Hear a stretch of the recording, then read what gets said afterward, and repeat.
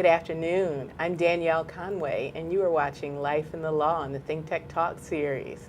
Today, my guest is attorney Hokulei Lindsey, and the topic of today's show is lawyers returning home. I'm very excited by this show because we often hear about the brain drain in Hawaii and how all of our talent seems to go abroad or to the mainland. Well, today we're fortunate to hear someone who's coming home, and we'll talk to her about why she's coming home and what she intends to do now that she's here. Hello, Hokulei. Hi, Danielle. How is that? Yeah, good. It's been a long time. How long has it been? It's almost 10 years. That's a long Almost time 10 to years. be away from home. Yeah. What was your first thought when you got off the plane and you were thinking, I'm home? Exactly that. I'm home, and it was, it's just the chaos of moving and everything, and it was really just like a release of I'm home, and from here on out, it doesn't matter because I'm home. Now, I remember when you left. It was a very long time ago. But one of the things that you did as a Native Hawaiian woman, you told me I have to go to the ocean. Yes. I have to go. Yes, and I was in Illinois for almost 10 years. Without that ocean. Without the ocean. But there was the Mississippi River, which came down fairly close. And so I would spend time at the river, which is how I got my water fix. All right. Not the same, but it's what I did. Okay, so you've been back only a couple of days. Yes. Have you been back to the ocean? I have. Good. I have. Went down to Diamond Head and watched the surf for a little bit and got my feet in the water and tried to get my dog to put her feet in the water, but she's like, no.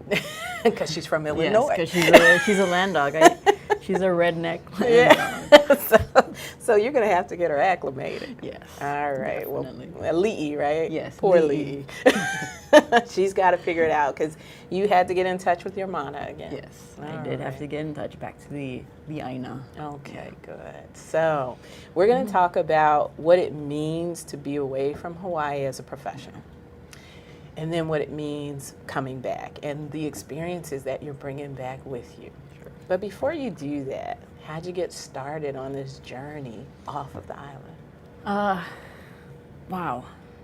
I mean, it was, looking back, I would like to think there was a lot more planning to it. But it's really been shooting from the hip, from starting off and even going to law school was, for me, like I said, really shooting from the hip. Really? I had graduated, I was a Hawaiian Studies major, and I was about to graduate, and it was, do I go to grad school in political science, or what do I do? And then I found out that there was math on the GMAT and no math on the LSAT. So we took the LSAT and we were headed to law school. So that was the plan. That was the plan. It was the no math Yes, plan. it was the no math plan. And so you entered the William S. Richardson School of Yes. Law because we really did not require you to do math. Exactly. Okay. So how was your time at the William S. Richardson School of Law? I enjoyed my time there. I mean, I got to learn from some excellent faculty at the time, and I met you, and I worked for you for a while You there. worked hard, too. I did work hard.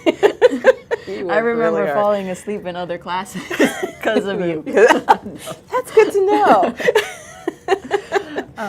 But I think we also had, at least for me, we had a good group of people in, it was the pre-ad program then. Right. And now it's, I think, Ululehua. Ululehua, Yeah. that's right. And, we still keep in touch. That was a really tight group you had. How many of your classmates were in that Ululehua class? I think there were about 10 of us, as I Okay. recall. And then, like I said, there are a group of us that are at least friends on Facebook and communicate that way now. But, Okay. Yeah. Okay. Yeah, I Still there. remember that group, and it was a really professional group of students, and they're doing many different things. You went off to be a law professor. I did.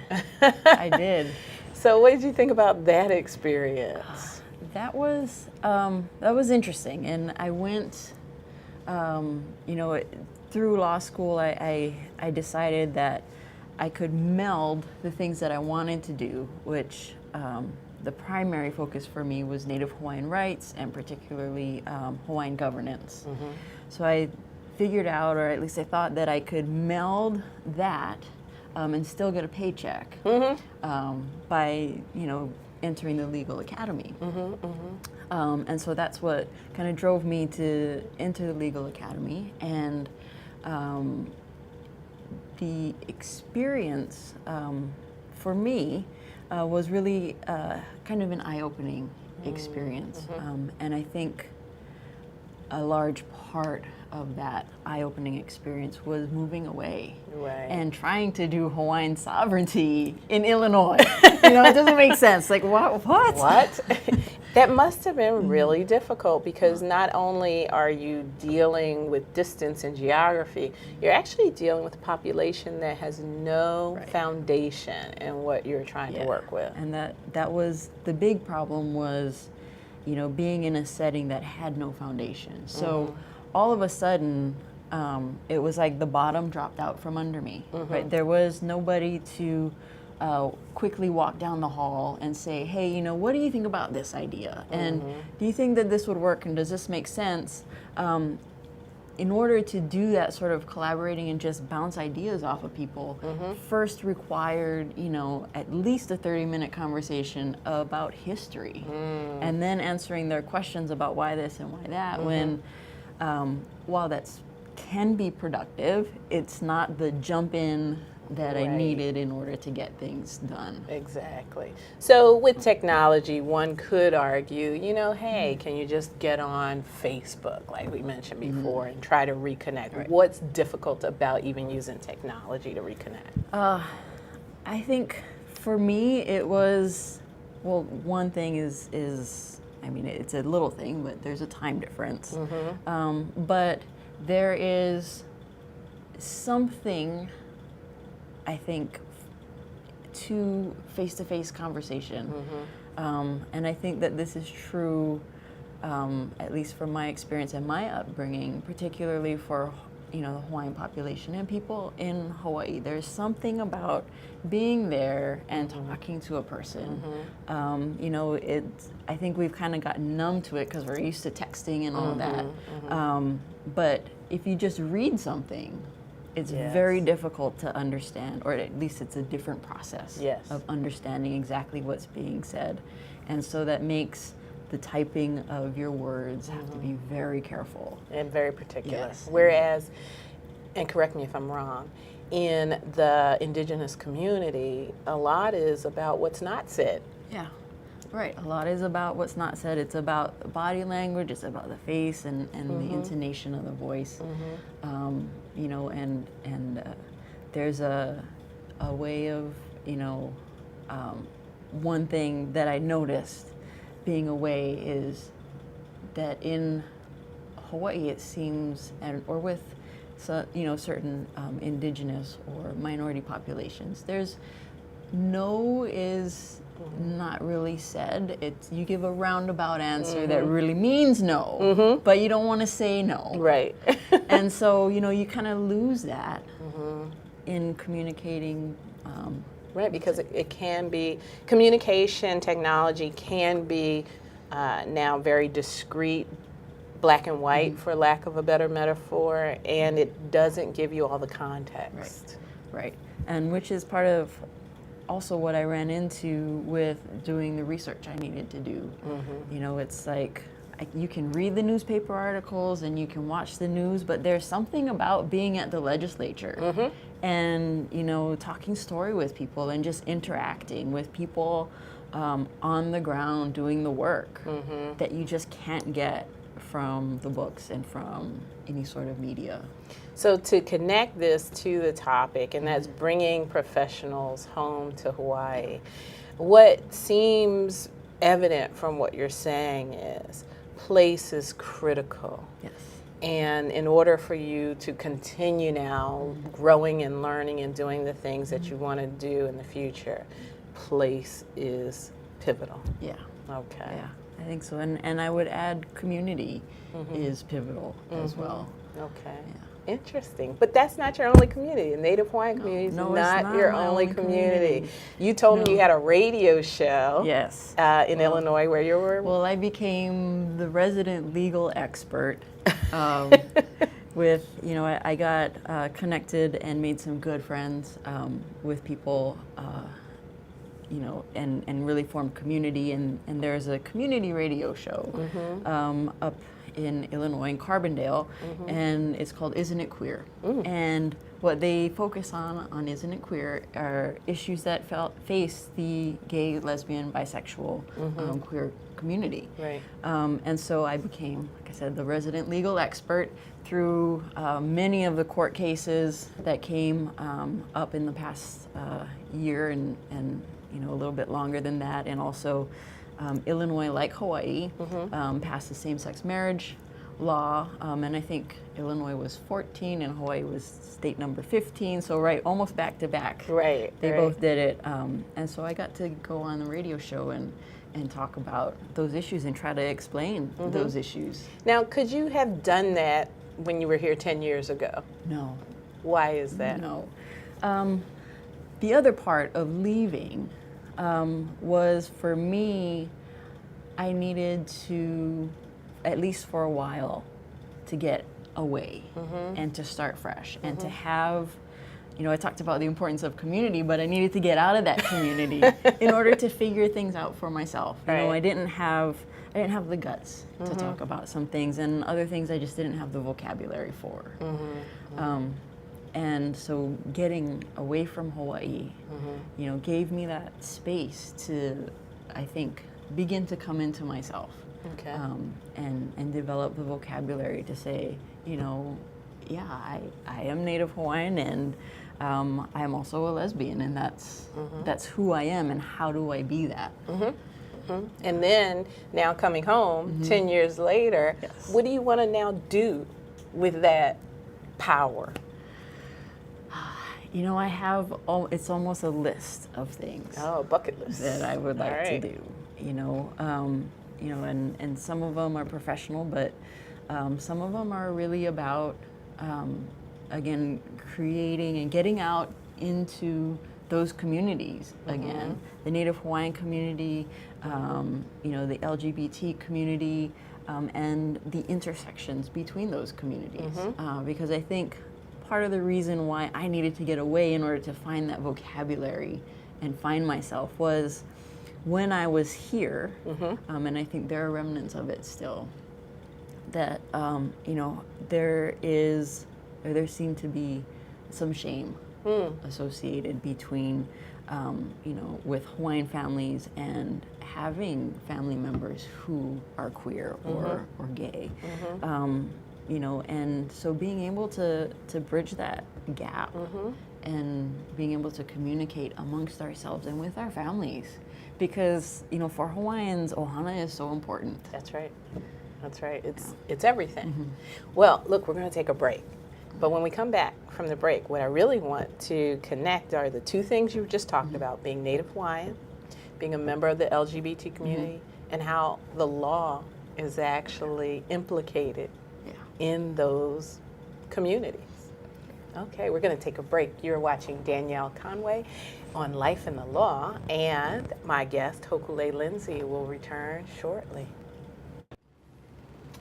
Hello, I'm Martin Despang, and I'm the host together with the one and only Ali Yamashita, and our show is called Urban Transcendence. And Urban Transcendence is about identifying we have a unique situation of a vibrant city in one of the most beautiful natural environments. So how these two can coincide, sometimes conflict, how they could find reciprocity in the 21st century is what we're excited about. And we're planning on bringing in a diverse body of guests, both from the arts and the science and the established and the wise and the emerging generation.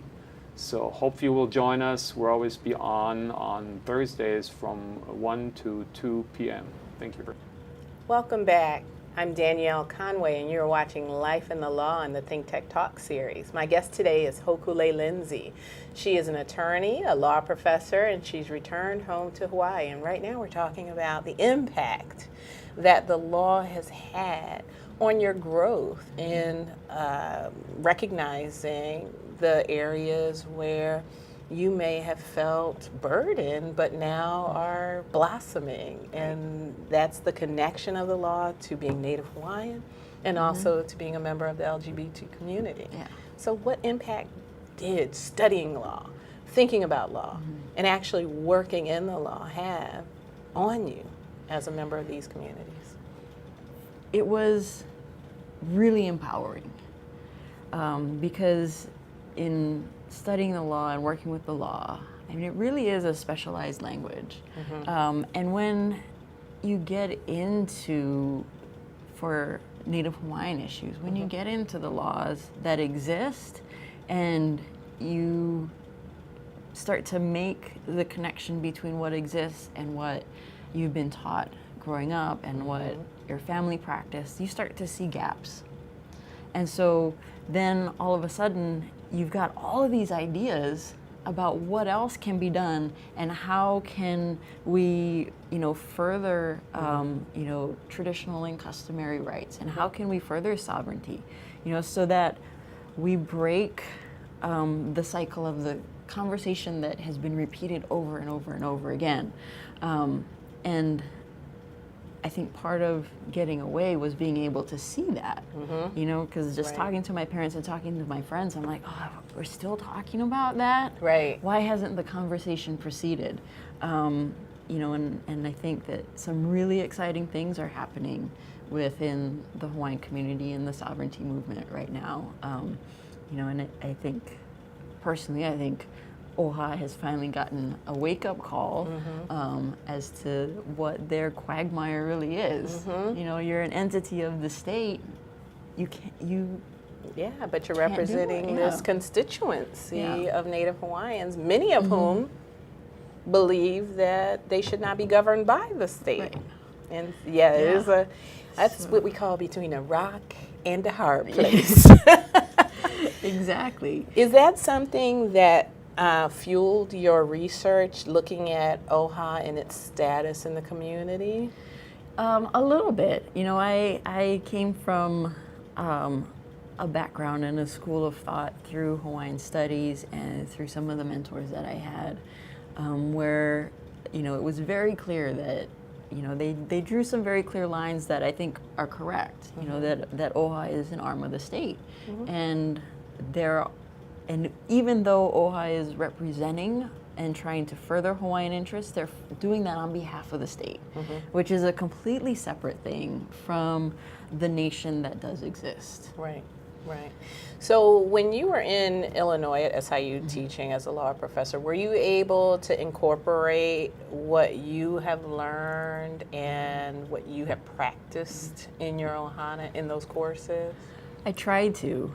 Friends that I made back there would just laugh at me because it really was the great irony. Right. Because here comes this Native Hawaiian professor, we want sovereignty and we want to get our ceded lands back and we're going to do all this stuff. Right. And what do? I go into the middle, really the heartland of America.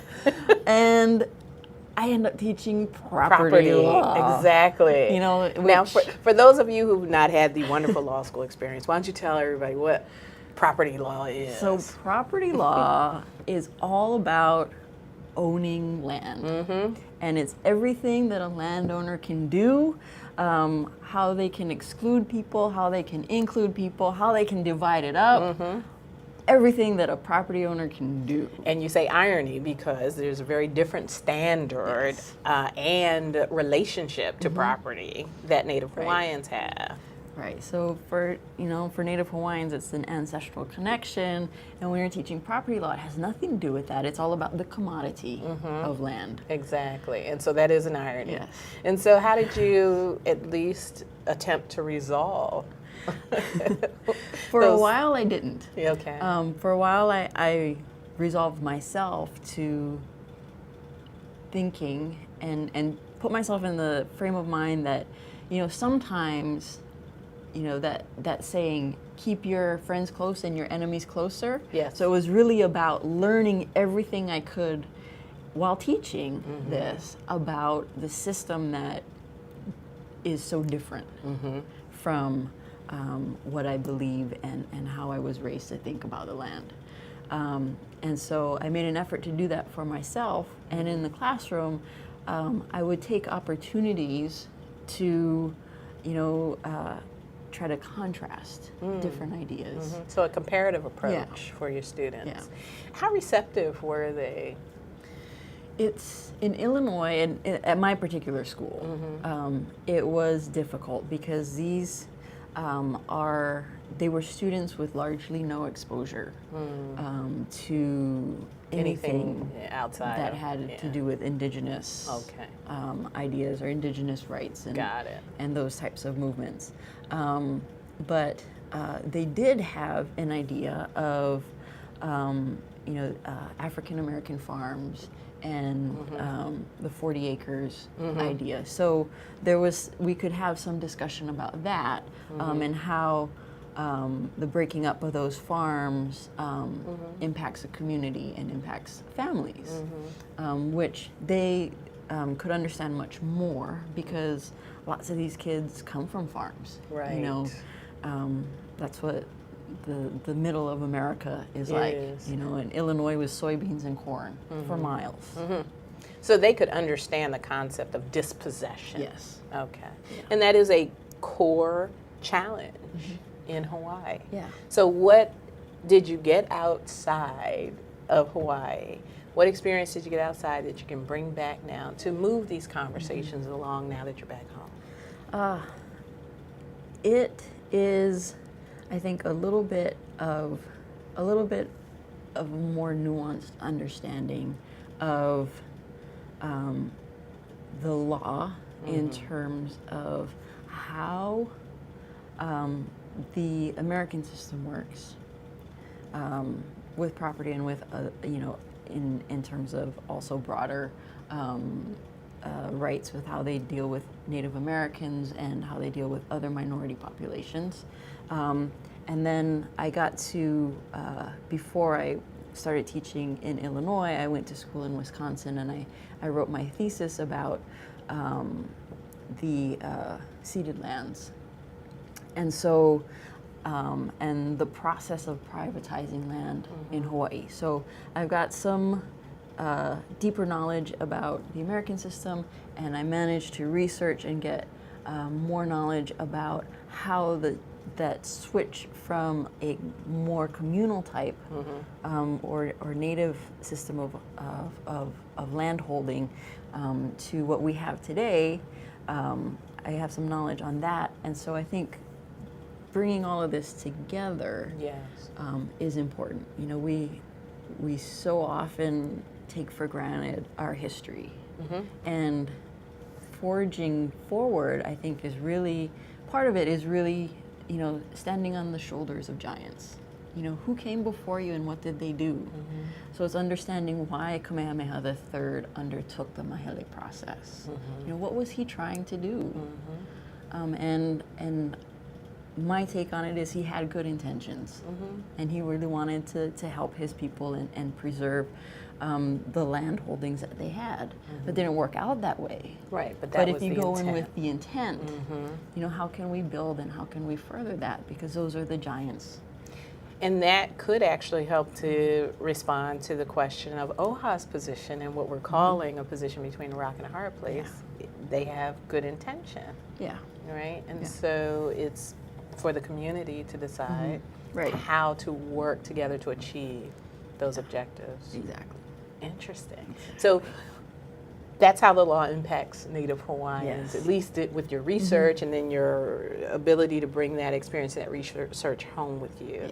Let's talk about being a member of the LGBT community and how your exposure outside of Hawaii helped you grow. And then what are you bringing back now as a member of that community? Yeah. Again, also a very exciting time.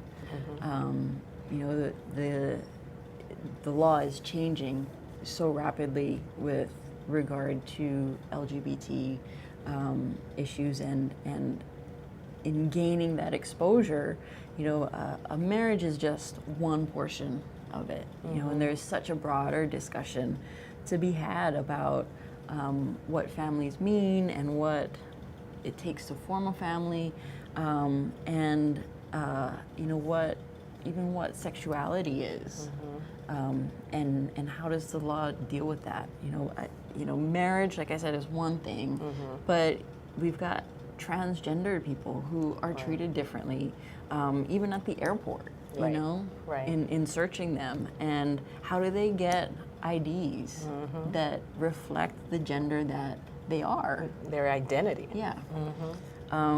You know, and those are all conversations where the law is headed, and it needs to head.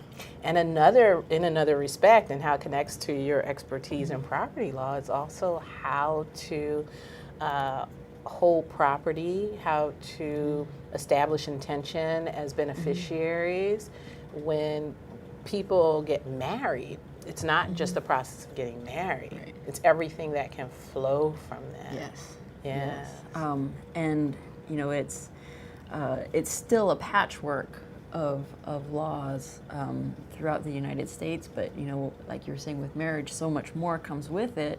You know, we've got issues with adoption or second parent adoptions. Those aren't always recognized from state to state. And if you've crossed state lines, what happens? You know, if you move somewhere that doesn't recognize your marriage. Exactly.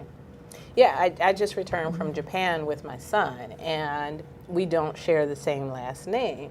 But there was really no issue because of all these stereotypical assumptions that this family unit looks like the family unit that is normally accepted. So there are no questions. However, that can't be the same, and in fact is not the same for members of the LGBT community. Right. Yeah, and like you said, not even crossing borders, country borders, but even state lines. That's harrowing for members of the LGBT community. Yeah, it is, and in Hawaii, the closest states, right, in California, they've got marriage equality, and those western states do, but in Illinois, you cross the border into Missouri, and it's a whole different story. You know, your marriage, you got married in Illinois, but in Missouri, they don't recognize that. In Kentucky, they don't recognize it. You know, how do you prepare to move? To move, just from one state to another. And that it actually does impinge upon a fundamental freedom that we recognize in the United States, and that's mobility. Yep. The right to move and to get employment and to express your constitutional right to liberty. Right. And happiness. Yes. Yeah. And happiness. And so when you were taking constitutional law, did you think about this at the time? No, I didn't. And it was really, and looking back, you know, Hawaii had that first case and we read that case. Yeah. And, you know, as a law student and in my personal situation and not having the vocabulary, I mean, it just went over my Over head. your head, yeah. But now I'm like, wow, that was it.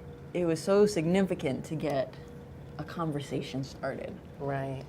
For better or for worse, and it was worse for a little while, but it got the conversation started. And then to be part of the conversation, because you and I can reflect back on this, and you can probably affirm what I'm about to say, but I always kept pushing you to try to talk about these things. Do you remember that? I do. And you weren't biting. No, I wasn't biting. No. Why not? Just, you know, you just weren't ready. Yeah. Okay. Yeah. So being away from home got you not only ready, but empowered. Yeah. All right. Well, when we come back from our break, we'll talk about more opportunities now that Hokulei Lindsey is home for not only her, but for the community. I'm Danielle Conway. You're watching Life in the Law, and we'll be right back. I'm Jay Fidel. That's Sharon Moriwaki of the Hawaii Energy Policy Forum. And every Wednesday we have Hawaii, the State of Clean Energy. We've been doing it for some time now, and we have some fantastic guests on there, unbelievable guests who give us insight into what is going on in a very complex, sometimes very confusing, sometimes very disappointing area of progress in the state. So we love doing this. We love meeting them. We love talking to them. We love having their ideas out on the table. So maybe, just maybe, we can all make some sense of what's going on. Sharon, what do you think? I think that's absolutely correct. We enjoy ourselves meeting with all these people and hearing about the energy and the state of clean energy, and hopefully we advance clean energy for the state. So it's terrific. Join us. Okay, it's every Wednesday. Okay, Wednesday is Energy Day. Every Wednesday, 4 to 5 p.m. Hawaii, the State of Clean Energy, here on ThinkTech Hawaii. We'll see you there. I'm Jay. Welcome back. I'm Danielle Conway. You're watching Life in the Law in the ThinkTech Talk series, and my guest today is returning law professor Hokulei Lindsey. Now, she won't be returning to teach law. She has decided to venture out. Yes. And so there are other things that you want to do, which is really part of the challenge of Hawaii, right? Yes. Hawaii is a really small community. There are big issues here. There are big needs here, but not all the time do you see the exact opportunities that you want. You almost have to make your opportunities in Hawaii. So when you have decided to return home, what were you thinking you would do? Well, the number one thing was to return home. Right. You know, and I felt that the time had come. I had always wanted to come back home. It was just a matter of the right timing. And I think personally and professionally, everything was at the right time to come back home. And I had grown enough as a person, and professionally I was ready to change. And so now it is really, I think, about creating opportunities. You know, I got some great things in Illinois that really changed my life. You know, I started working out at the gym, and you know, one of the people, the trainers, and she taught classes at the gym, said, "Hey, you want to teach class?" And that just got me on this whole new path. And so, you know, I'm looking at, you know, trying to keep teaching those classes, doing personal training. I've been doing some holistic nutrition and wellness. So I really want to take that and that foundation and continue doing that, but bring in, you know, the Hawaiian community and the LGBT community as well. Face so many health issues and so many wellness issues.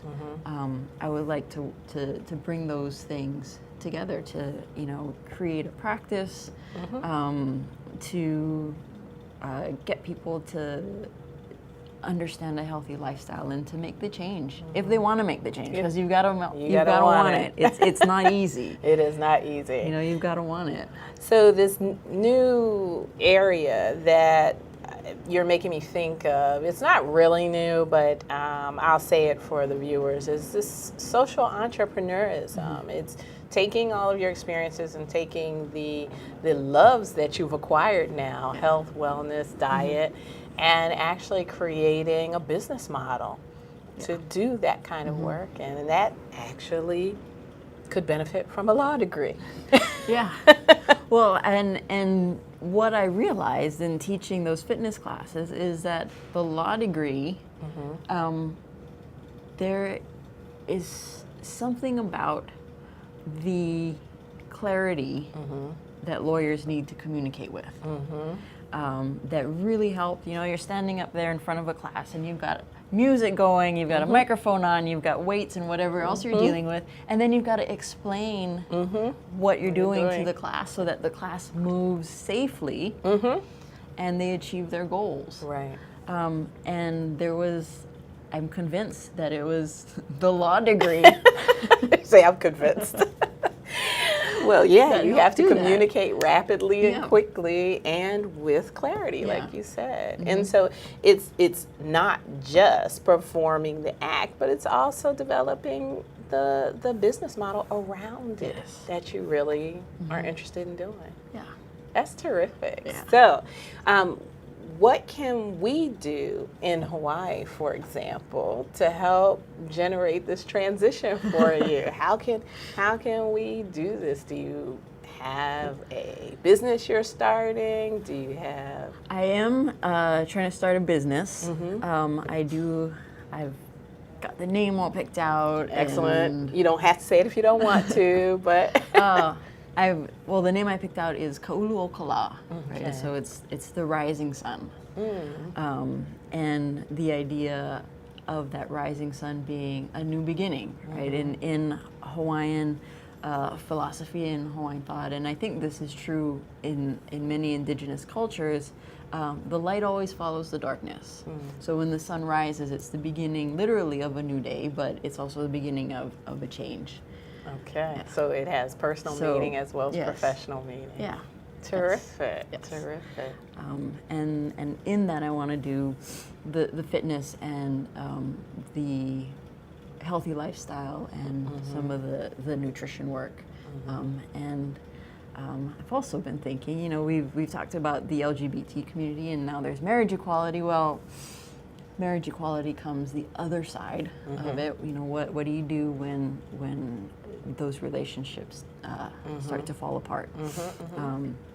So I'd like to unbundle legal Yeah. services and do uncontested divorce. I see.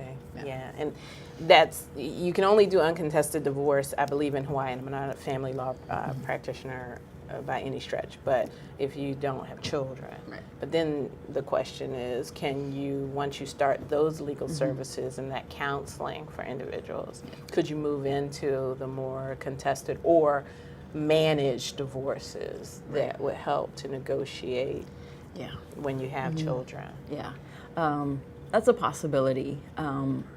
But I did not go to law school intending to litigate. Isn't that or do amazing? that sort of thing. Isn't so, that amazing? You know, I right now I'm looking at, you know, helping file the paperwork, helping Right. get everything organized. But if you're going to litigate and draw things out, then That's a different. yeah. Yeah. Because it sounds like what you want to achieve is a holistic approach to the conclusion of a relationship. Exactly. Interesting. So, with this objective in mind, it seems like you'd want to partner with other organizations that are delivering some services, but not in a holistic fashion. Right. Okay. Yeah. So you'd get in contact with health organizations, with also family law organizations, Yeah. and begin to develop partnerships Yes. with them. Yes. That's what you meant by developing opportunities. Yeah. Interesting. And building community as Yeah, well. Yeah. You know, because that community, you know, you've got your close network of folks, but you know, you have to be able to know where services are provided and who can help you outside of that close knit circle. Now, putting on my law professor hat, I'm thinking, boy, wouldn't this be an interesting clinical approach to delivering legal services? Yeah, I think it would. I hadn't thought about that, but That's why we're here together.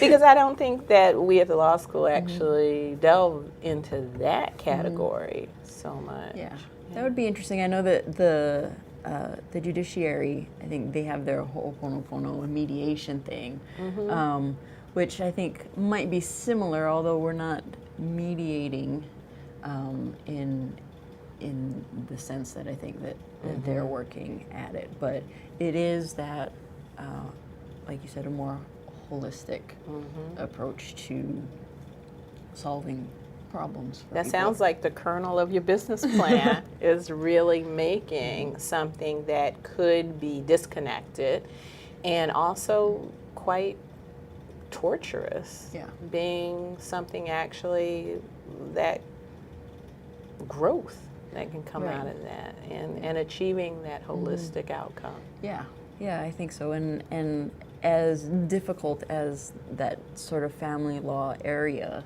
is, it is an opportunity for growth. You know, instead of pointing fingers at, you know, you did this wrong, I did that, you know, whatever. Right. You know, but, you know, how to, especially if there are children and other things involved, then, you know, how do you move on From that space. And we're back at that word, space. Yep. Yep. So you've only been back home a couple of days. So I think it'd be completely unfair to say how far along is this plan. We are at ground zero. We are here. We are here. In the space. You have moved. So that's good. We are really happy to have you back. We are really happy. Yeah, So well, I'm happy to be back. yeah. Now you're from Maui. Yes. Okay. And you know, I don't want to put you on the spot or anything, but how has it been interacting with your ohana, your family, as this person who has really captured her identity? You know, I think there are, I think, a number of things. When I first came out, I think it was difficult for my parents. And they, you know, they've been working through things, and I know my mom has done quite a bit of reading about, you know, what is it to be the parent of an LGBT child. And you know, she'll pick little things to start, you know, try to talk to me about. And you know, the radio show, Isn't It Queer? You know, there were little things about that she would ask, and you know, sort of drop some things. So you know, I know that they're working through that for themselves. And I think the other thing is that I think it's uncommon. We'll start there. It's uncommon for people of my parents' generation to have a career and then switch, and to be such a drastic switch. Yes. You know, it's like my mom was a nurse for 45 years. That's what she did. Right. You know, that was her career, and you know, I think she enjoyed it, but it was the one career that she had. And so I think in my parents' mind, it's like, well, you have this law degree and you were a law professor, and you know, it's the golden egg. Right. Why can't you stick with the golden egg? It's like, well, You have. it's just not so golden for me. You're right. You know? And it seems, and I agree with you. People in our parents' generation, they exhibit a loyalty to employers, and we don't live in a time now where employers exhibit a loyalty to employees. And it really is about standing up and being your own person, creating your own opportunities. And sometimes that means not sticking with a one-dimensional path. Yeah. Yeah. And you've got, I think, more and more people have not one source of income, but they've got little things that all come together to make that source of income. Right. Which is a scary place to be. But I think that it's also the growing reality of what our economy and what technology and how you know, things play out now. Right. You have a little bit from here, a little bit from this job. You know, a lot of freelancing A lot type of stuff. consulting. And is that really so atypical for Hawaii? It seems that's been the reality for many people Right. here in Hawaii. Yeah, piecing together a number of part-time jobs to Exactly. make the whole. To make the whole. Does that structure or does that setup hinder what you hope to accomplish, or does it mean that you branch out and actually touch more people? I think it means branching out and reaching more people. You know, I say that my focus is the Native Hawaiian community and the LGBT community, and in particular probably that intersection of the two. But you know, I think that's a place to start, because you know, that's where I feel the most connection, and that's where I feel I've got the competencies to move within those communities and to communicate effectively. But I think branching out, I think this is for me, I think a path that means a lot and can touch a lot of folks' lives. What's striking me right now as we talk, and we only have 5 more minutes, so we got to pack a lot in. But what's striking me is my reference of the person I knew and the person before me right now. What I am observing is that you are able to actually access instead of bifurcate these various segments of the community. You're accessing them one over here, and then you're moving really quite fluidly between the two, whereas before it seemed like you had to identify yourself in one camp and stay there and follow those rules and follow those strictures. Am I observing this correctly? I think so. Okay. You saying that reminds me, when I was in Wisconsin and working on my thesis, I had a question for my advisor because he had some questions for me, and we were talking about my paper.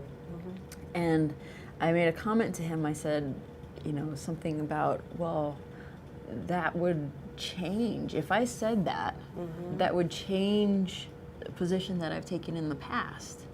And he said, there's nothing wrong with changing your mind, as long as you've got a reason for it. And understanding that. I was like, well, if I can change my mind and then, I have a reason for it, and I can have a reason for moving in between communities, and sometimes that reason is because that's who I am. Yeah, or who you're becoming. Yeah. Yeah. So in our last few minutes together, I want you to access all of your experience and try to communicate to, say, a young person who's watching, who may be a member of the LGBT community, or who may be Native Hawaiian, and talk to them and say, these opportunities exist for me because I've been able to go through a process of education. How might you talk to them about what they should do for their future? Let's see. I would say to dream big. That was one of the things that I think my parents really instilled in me, and it wasn't forcefully, but it was a belief in me that you can do whatever you want to do if you put your mind to it. So dream big and put your mind to whatever it is that you want, and don't be afraid to change your mind. And be open to the growth that comes with changing your mind. Excellent. And do you think at the law school we prepared you well to actually do these things? And you can be honest. What can we do better? Well, I do think that the law school did a lot of good preparation. With the critical thinking skills. I think the life skills just came with life. Yeah. But critical thinking is so important. Such an important skill to have, because then you recognize when you're being treated fairly and when you're not. And the next step then is to realize when you're not and to know what to do about it. And in that way also, law school played a big role, because you've got somewhere to look, and it may not be how you actually approach it, but you've got somewhere to start. Exactly. Well, on behalf of the audience, I want to thank you for bringing the life skills home. And welcome back to Hawaii. This is Danielle Conway. My guest is Hokulei Lindsey. She's returned home to Hawaii to venture into new areas and to uncover new opportunities. Thank you for watching Life in the Law on the ThinkTech Talk series.